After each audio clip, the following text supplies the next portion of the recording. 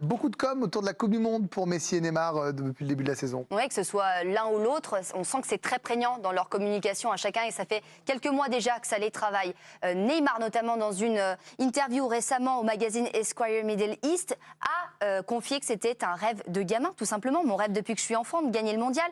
Je me suis imaginé tenant ce trophée et j'ai une opportunité d'essayer de le faire au Qatar. J'espère que je sourirai à la fin.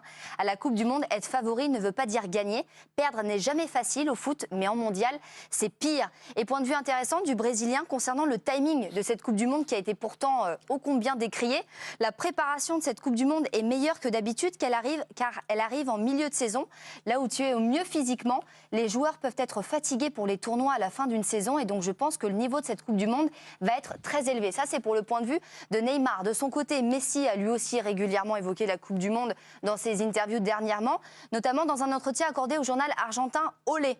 Ce groupe est similaire à 2014 quand on a atteint la finale.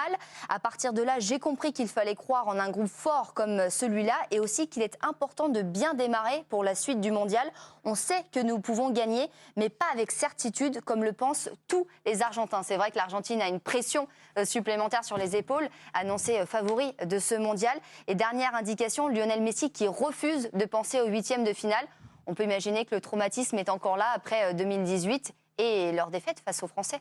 Mais la Pulga est en forme. Il jouait tout à l'heure un dernier match de préparation face aux Émirats Arabes Unis. Une passe décisive, vous allez le voir. Après cette ouverture-là de Di Maria, c'est pour... C'est flou. Eh bien, oui, attendez, on va enlever le bandeau. Peut-être la passe décisive pour Julian Alvarez, le joueur de Manchester C'est pas cadré. City. Voilà, passe pied droit, facile, le caviar pour l'attaquant de Manchester City. Puis il va marquer également dans ce match-là, toujours du pied droit, Léo Messi, la petite feinte et la frappe dans la lucarne. Victoire 5-0 des Argentins qui démarreront donc leur mondial mardi prochain face à l'Arabie Saoudite.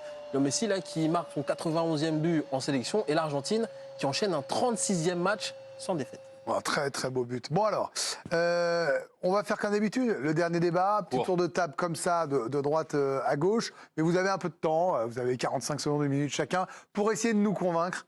Nabil Djellit, je vous écoute, pourquoi Neymar ? Parce que je trouve qu'il est mieux entouré que ses précédentes Coupes du Monde avec le Brésil.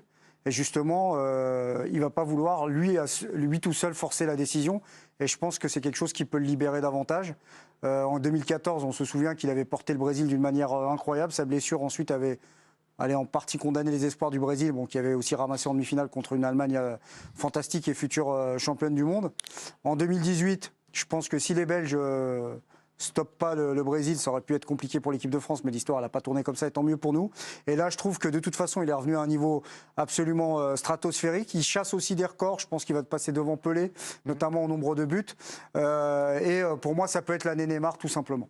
Alors pour vous, Benoît, ce sera Messi. Bon, ça ne surprend personne quand on connaît votre amour pour le FC Barcelone. Oui. Puis il y a un côté, il est en mission, quoi. Oui, et puis là, c'est plus le fan qui parle parce que... c'est bien, c'est mignon. Puisqu'effectivement, Neymar, lui aussi, a tout pour briller. Messi, parce que c'est sa dernière Coupe du Monde.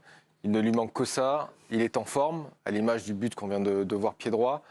Il a commencé à la Copa América. Il a porté cette équipe d'Argentine brillamment, puisque je crois que c'était le meilleur passeur, le meilleur buteur, le meilleur dribbleur de la Copa América. Il est en mission et je pense que ses coéquipiers le sont aussi. Alors certes, au niveau du jeu, c'est moins brillant que le Brésil, mais l'Argentine a quand même la grinta, donc porté par tous ses coéquipiers, Messi peut faire de grandes choses. Alors pour vous, ce sera Neymar, Vicage Jorasso. Ouais, plus Neymar. Bon, j'étais quand même... Oui, c'est le choix de Sophie, il faut choisir entre ses enfants préférés. Je suis supporter du Brésil, le Brésil de Télé Santana notamment. Et là, s'il met Paqueta, Casemiro, Neymar au milieu de terrain, il faut oser, quoi. Il y en a un seul qui défend. Et si jamais il gagne une Coupe du Monde avec ce milieu de terrain, avec un Neymar qui sera forcément au top, ce serait extraordinaire. Je trouve que le Brésil a une meilleure équipe que l'Argentine, qui est plus défensive, plus costaud. C'est sûr que la ligne d'attaque du Brésil, c'est quelque chose. Hein. C'est quelque chose. Ils ont un petit problème sur les latéraux, je trouve, où c'est un peu moins fort. Après, c'est costaud partout, quoi. Et voilà, donc... Pareil, le cœur qui parle.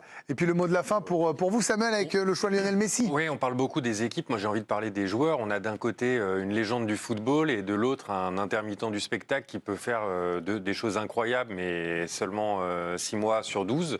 Et je pense que dans Quel une intermittent, compétition... Oui, mais 6 mois sur 12. Et dans une compétition comme la Coupe du Monde, il n'y a pas de place pour l'intermittence, il n'y a que les grands qui restent. Messi est un grand joueur et je pense qu'il mériterait, pour terminer sa carrière, de remporter cette compétition.